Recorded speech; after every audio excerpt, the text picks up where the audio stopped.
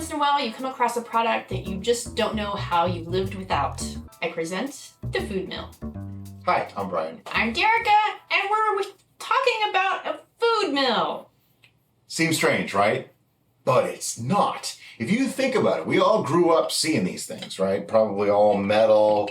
Grandma used it for everything. It's the original food processor. I was offered a few along the way. I think my mother offered me one. Maybe your mother offered us one. I don't know. And we were like, nah, we don't need that.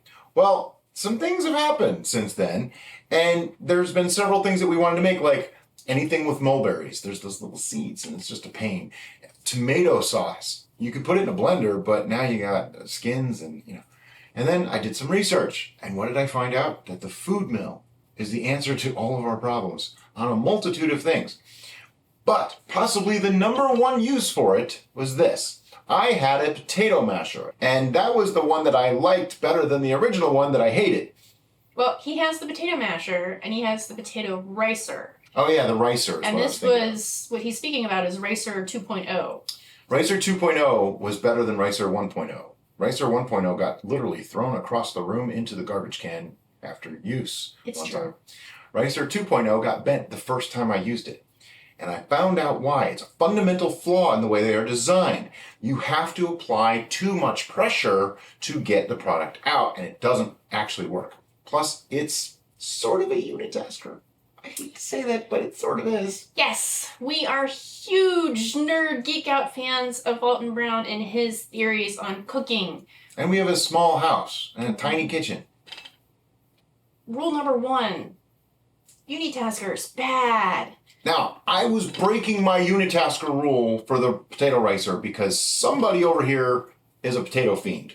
She really likes gnocchi, she really likes mashed potatoes, and I know that that makes the best. And it really does, works wonderfully well. That's why I was okay with having that unitasker. So today, we're going to talk about the Oxo Food Mill that we got. We don't like pressing Buy this, yeah. Buy this or do this, or we just try to give as much information as possible so that way you can make your own decisions. But I'm serious in my introduction. It's not really a review. When I said this is the one thing that has been missing in my life. It's ridiculous, and it's so simple, and it's a hand crank, so you don't even need electric. Yeah, it's manual power, and it doesn't take long at all. It's actually really easy to clean. Why did I choose this one? Good question. I spent half a day researching these things, literally 4 or 5 hours, got contradicting results everywhere. But in the end, I went with my gut and I said, okay, I have bought several Oxo products. They've all been great. This one gets as good a review as you're going to find and as bad a review as you're going to find. So we went ahead and did it. It's like $50, okay? It's not the most expensive one out there. And some of the things scared me a little, like this plasticky thing, but it's actually stainless inside, coated in plastic. Weird, but okay. I like the handle. I like that it has these little fold-out legs. And it has 3 different sizes of discs, whatever you want to call them. I don't know. This isn't really a review. This is our experience with this product, which I guess is a review. But whatever. We're testing it. It has 3 different sizes. I have yet to find a use for this size. It's just kind of weird. I don't know what to do with that one. You had mentioned making potato pancakes, and that might actually work better for potato pancakes because it would make the strands rather than the mushy stuff. But I think you're right. Today... But it's still going to impeller them through, so I still think it's going to break it all up. Yeah, but today we're going to use the medium grade. Because what I'm going to show you how to do today is to make the simplest mashed potatoes possible. I'm not going to be adding any butter or milk or anything because these are actually going to go into gnocchi, but I'm going to show you how to do the mashing part of the mashed potatoes, okay? What we did is we nuked these potatoes. They are radioactive. We microwaved it. It's probably the only good use of a microwave I can think of. It's my cheater way to bake a potato quickly. Basically, you're going to leave the potatoes intact, skin and all, wash them thoroughly, stick it in the microwave for 5 minutes, poke the potato. If they're not soft, flip the whole thing over. She means like with your finger. Yeah, just gently mush it. Is it mushy? And not super mushy, just does it have any give whatsoever. If it doesn't, which it normally doesn't, you're going to flip everything over so that they're rotated, and you're going to put it in for another 5 minutes. This time I did 5 minutes on one side and 3 minutes on the other side, and they were fine. Yeah. Okay, back to this thing.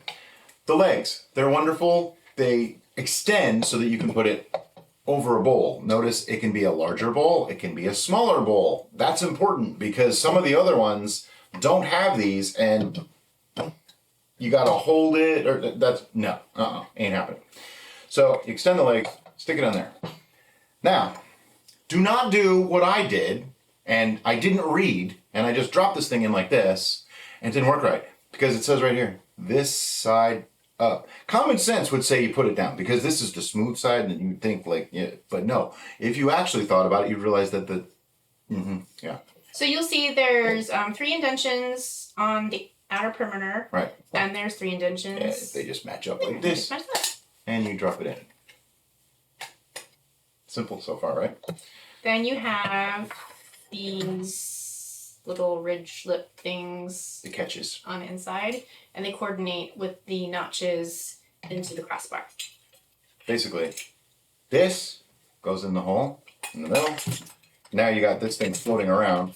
And I just push it down until it goes both the catches like that. There is actually this little button here. I never use that. I use it to release it. That's it. Okay, it's ready to go. Now if you listen, see it's hitting. And it's designed to go both ways. You turn it this way and the food gets pressed underneath and forced through. Turn it this way to clear.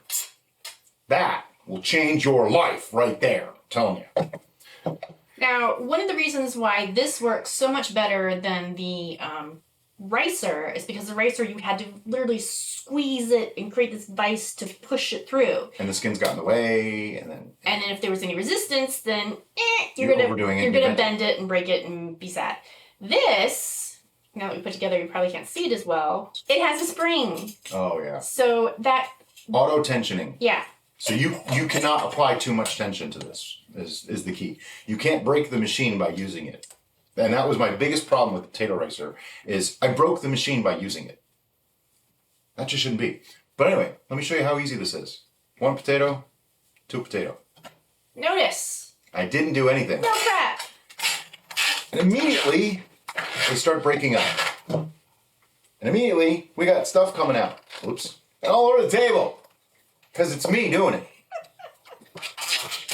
Every once in a while, you just go backwards. Now, they did get a little stuck here, so push. And somebody's gonna be like, you shouldn't put them in like, yeah, of course not. You're supposed to break them up a little bit. I know. You can just throw it in there and it works. The point of this is, I'm just cranking this and watching it go in, and as soon as it starts to not come out anymore, I break it back up, like you can see already. It's down to like potatoes. Yeah. Now, at a certain point, you need to get a spatula, or a spoonula in this case, and push it down the sides, because it will not get all of it back inside. Notice I'm getting excited, because this is just like the coolest thing ever. I know, your grandmother used this, but you know what? It worked. There's reasons for that. I made blueberry wine with this. Frozen blueberries from Costco. Yep. They were defrosted by the time they got in here. But I put them in here, and it separated the skins, the pulp, everything. All I had left was juice. It was wonderful. So we're going to use this to juice things for the beverages. We're going to use it to prep fruits for jams and jellies. We're going to use it for tomato passata. We use it for all sorts of potato products because I love them so. What you want to do is just scrape the bottom off. And you see all that potato goodness there, right? Look at that. See? But here's the kicker. Watch this. I'll do it. Take that thing off. Now I want you to look inside here. Notice how nothing there is. There's nothing, really. All the skin all this, is that right there. That's it. That's the waste. That's the skin. When we would do it with the ricer, I would try peeling them ahead of time, and then the potatoes would form their own. It was a pain in the. There was so much waste. This has so little waste. If you peeled these potatoes, I think you'd have more waste than what we just got. Yeah.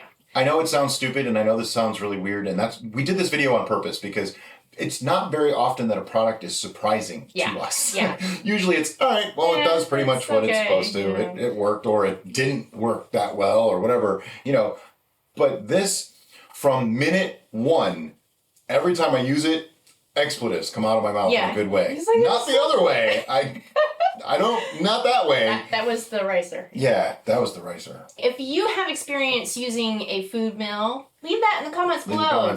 Share with the group. We're going to put a link to this in the description. Yes. Everybody should buy one. Yes. Now. What are you waiting for? Go get it. Now that sounded pushy. I didn't mean it like that. That's all we got, guys. Thanks for watching. Have a great day. Bye-bye.